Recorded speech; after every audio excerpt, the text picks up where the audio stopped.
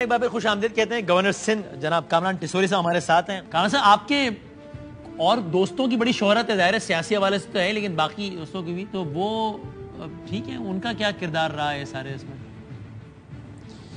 वसीम बदामी भाई, मुझे ऐसा लग रहा है आप गवर्नर सिंध से इंटरव्यू नहीं ले रहे बल्कि एक सियासी रहनुमा से ले रहे हैं। मुझे सबसे पहले आप ये मौका तो दें कि मैं बहैसियत नहीं, आपकी बात को मैं आगे करूं। मैं बहैसियत गवर्नर सिंध सबसे पहले अपने पार्टी का शुक्रिया अदा कर सकूं जिन्होंने मुझे नॉमिनेट किया, और प्रेसिडेंट ऑफ पाकिस्तान का जिन्होंने नोटिफाई किया, और बाकी जो हमारी कोलिशन गवर्नमेंट है, पीपल्स पार्टी, JUIF, मुस्लिम लीग नून, उन सब का भी मैं आपके इस चैनल से और आपके तवज्जुह से शुक्रिया अदा करना चाहता हूँ। और ख़ास तौर पे हमारे कारकुनान का, पार्टी के कारकुनान का, राब्ता कमेटी का, जिन्होंने इस मनसब के लिए मेरे नाम को रिकमेंड किया। और आज अल्लाह ताला ने, बल्कि मैं ये आपसे शेयर करता चलूं, बल्कि मेरी आपसे बात भी हुई थी इस बात पे कि 12 रबी अव्वल वाले दिन अल्लाह ताला ने इस मनसब के लिए नामजद किया। बिल्कुल। तो देखिए, अब मैं वफाक का नुमाइंदा भी हूँ और मैं ये चाहूँगा कि वफाक और सूबे के दरमियान एक हमानगी को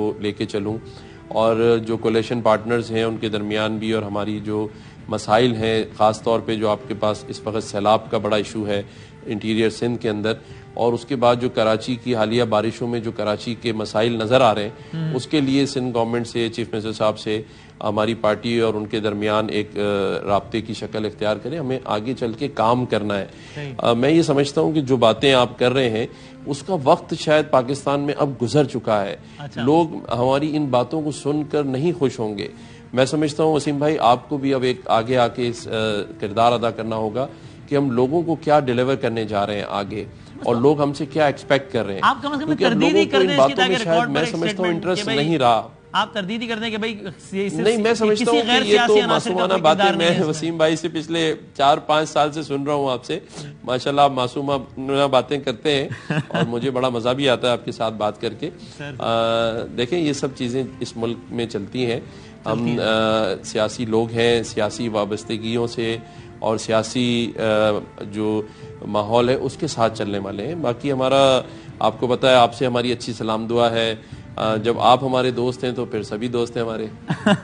लेकिन मैं वो दोस्त हूँ जिसका आपकी तैनाती में कोई किरदार नहीं है, बाकी दोस्तों का किरदार है। तैनाती में तो किरदार मैंने आपको बता ही दिया, आपको दोबारा रिपीट कर दूं। किसी गैर सियासी अंसर का कोई किरदार नहीं है। आप आज नहीं, मैं ये समझता हूँ वसीम बदामी का प्रोग्राम जो है ना, वो मजेदार और मासूमाना होना चाहिए, रिपीटेड नहीं होना चाहिए। तो मैं ये समझता हूँ कि तैनाती का मैंने आपको पूरा डिटेल वाकया बता दिया। अब अगर आप कुछ मुझसे और सुनना चाह रहे हैं तो मेरे पास कुछ बताने के लिए नहीं है। अगर वसीम बदामी के पास है तो वो बताए। आपके पास सिर्फ ये तो कहने को है ना, अगर है तो, कि भाई इसमें किसी गैर सियासी अंसर का कोई किरदार नहीं है। बस नहीं, हम सियासी लोग हैं और उसमें सियासी लोगों के साथ गैर सियासी अंसर क्यों होगा, आप मुझे बताएं ना। मतलब एक सियासी जमात का इतने दिन से एक गवर्नर नामजद नहीं हो रहा था, उस पर कभी किसी ने बात नहीं की। कभी किसी ने नहीं कहा कि किसने रोका हुआ है इस पर, कभी आपने कोई प्रोग्राम नहीं किया। लेकिन अगर 4 महीने के बाद और 22 अगस्त के बाद MQM पाकिस्तान को एक खुशी मिली है, और वो खुशी इसलिए मिली है कि वो अपने कारकुनों के लिए, अपनी जमात के लिए 140A के ऊपर बड़ी पेशरफ्त है। मैं आपके प्रोग्राम के थ्रू ब्रेकिंग न्यूज़ भी देना चाहता हूँ कि आइंदा शायद 1 या 2 रोज़ के अंदर हम इस पर इत्तेफाक करके पीपल्स पार्टी की गवर्नमेंट के साथ आगे बढ़ेंगे। इसी तरह से हमारे जो लापता साथी हैं उसके ऊपर मैं ज़रूर बात करना चाहूँगा। उसके ऊपर हमारा बड़ा पहले दिन से ये देरीना मुतालबा है कि हमारे साथी बाजियाब हों। MQM पाकिस्तान जो है वो अपनी सियासी एक्टिविटीज़ को शुरू करे और मज़ीद मजबूत हो और आगे बढ़े।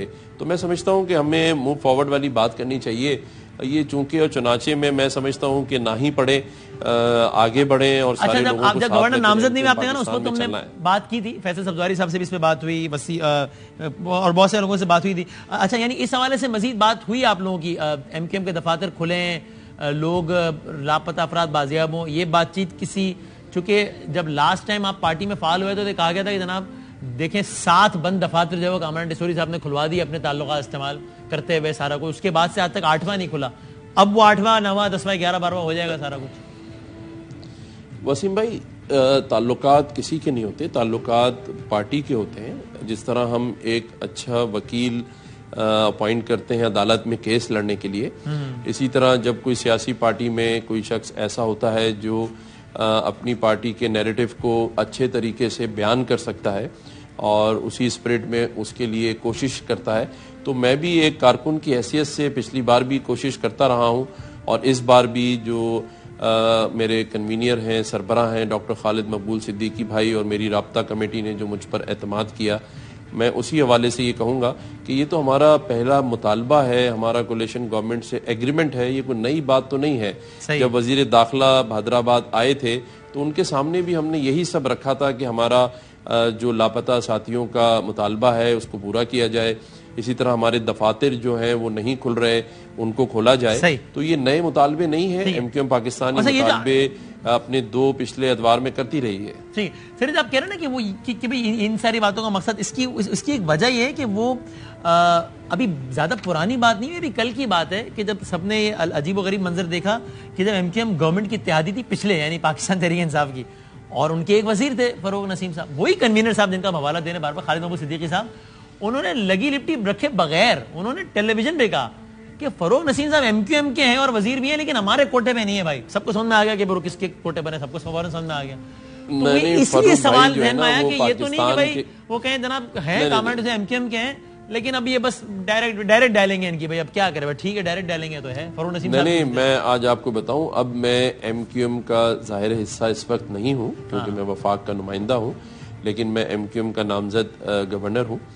दूसरी बात है, फारूक भाई जो हैं वो हम सब के भाई हैं और वो उनकी जो खिदमात पाकिस्तान के लिए हैं और जो जिस पाए के वो वकील हैं, मैं समझता हूं कि फारूक भाई जो हैं वो ऑलवेज हमेशा एवरग्रीन फारूक भाई हैं।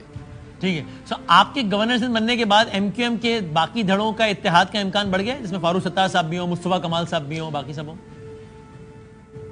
जी, मेरा तो मैंने आपसे कहा ना कि ये पूरी कोशिश होगी कि हम सबको मिलाकर चलें, जिसमें मेरी अपनी पार्टी और उनके धड़ों की ही नहीं बल्कि पूरे मुल्क आपने कहा मैं तो पार्टी छोड़ चुका हूं, एमक्यूएम से नहीं हूं, मैं तो गवर्नर बन गया हूं, तो मैं फिर आप नहीं, मैंने आपसे ये भी कहा ना कि देखें, मैं बहैसियत गवर्नर सिंध अपनी जो पार्टी की मेंबरशिप थी उससे मैंने खालिद मकबूल भाई को रेजिग्नेशन दिया है, लेकिन बहैसियत गवर्नर मैं फिर ये बात करूंगा कि मेरी जो नॉमिनेशन है वो मेरी पार्टी की तरफ से है। तो जाहिर है मैं अपनी पार्टी के साथ साथ हमारी कोलिशन गवर्नमेंट के दरमियान जो आपस में इत्तेफाक राय है उसके लिए भी कोशिश करूंगा, वफाक और सूबे के दरमियान भी कोशिश करूंगा। और वसीम भाई, आपको इंशाल्लाह ताला मायूसी नहीं होगी, एमक्यूएम पाकिस्तान अब जो है रिवाइवल की तरफ जा रही है, तो आप पूरी कोशिश कर लें, लेकिन मैं आपको